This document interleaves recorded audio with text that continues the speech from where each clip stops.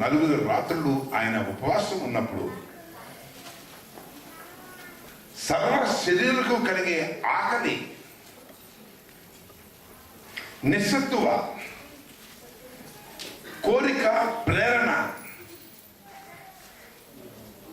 ఆకలి తీర్చుకుంటానికి కోరిక, ప్రేరణ మనం కలిగి ఉన్నట్టుగానే ఆయన కూడా కలిగి ఉన్నప్పుడు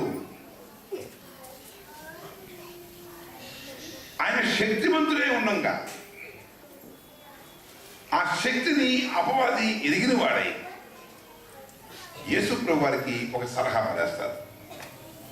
ఏమని? ఈ రాళ్లను రొట్టెలుగా చేసుకుని నీవు దేవుని కుమారుడు అయితే ఈ రాళ్ళు రొట్టెలగునట్లు ఆజ్ఞాపించు.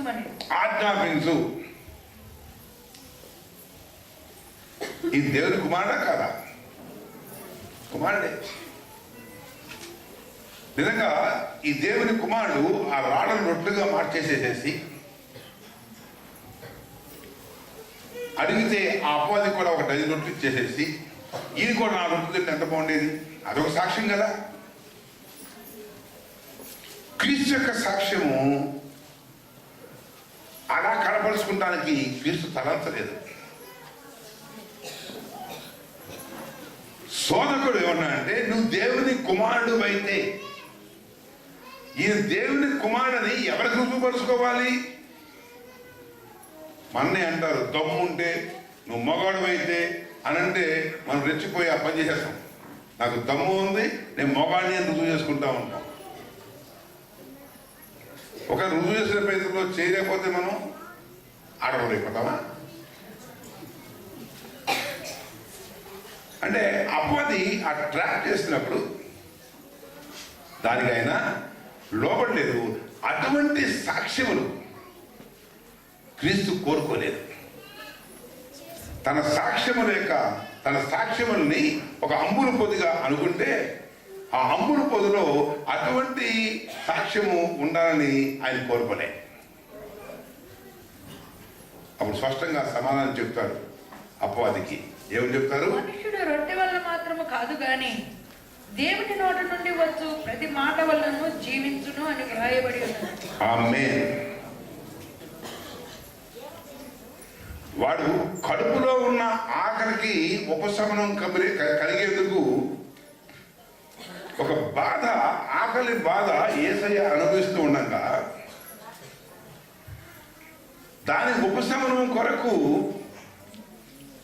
దాన్ని శోధనగా మార్చి ప్రభు ముందు చూస్తే ధీటుగా ఏం సమాధానం చెప్పారంటే, రొట్టె వలన మాత్రమే కాదు. 2 రకాలుగా మేము కడుపు నింపుకుంటాం. ఒకటి, రొట్టె తిని కడుపు నింపుకుంటాను. రెండవది, దేవుని నోట నుంచి వచ్చే మాటతో కూడా మాకలి తీరుతుంది అనే ఒక సత్యాన్ని అపవాదికి చెప్పారు. తప్పుడు వెంబడతాం.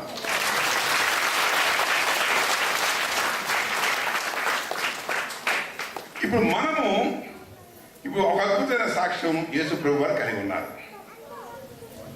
ఏం కలిగి ఉన్నారు? రొట్టె వల్ల కాదు కానీ,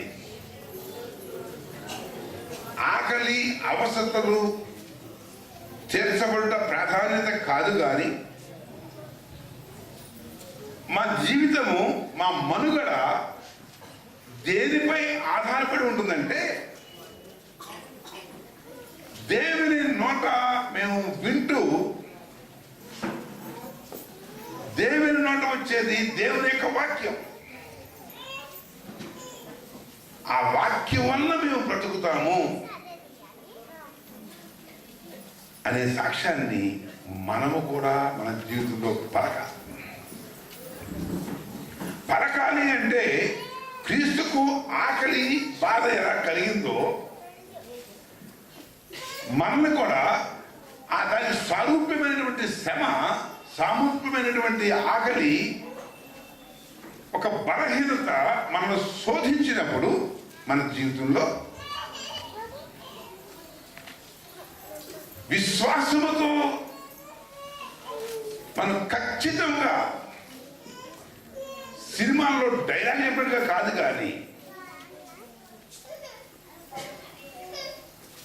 ఆ బాధ అంతా ఒక త్రాసులో ఉంటూ ఉండగా రెండో పక్క ఏమున్నారంటే మనకి దాన్ని తేలిపోజేసేటువంటి ఒక విశ్వాసంతో మనం ఒక మాట పలకాలి.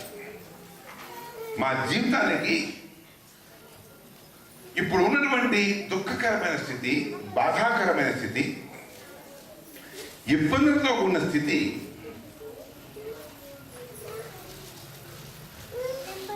మమ్మల్ని బాధిస్తున్న మాట వాస్తవమే. యేసు ప్రభువు రాళ్లను రొట్టిగా చేయగల శక్తి ఆయనకు ఉంది. మనము కూడా ఏదైనా అడిగి దేవుని దగ్గర నుంచి పొందుకోగల శక్తి, ప్రార్థనా శక్తి మనకు కూడా ఉంది. ప్రార్థించిన పిమ్మట కూడా మనకి విడుదల రానియరా, మన పట్ల కార్యము జరగనియరా, మన అవసరతలు ప్రార్థన చేసినా కానీ తీరని సందర్భంలో మనము చాలా జాగ్రత్త వహించాలి.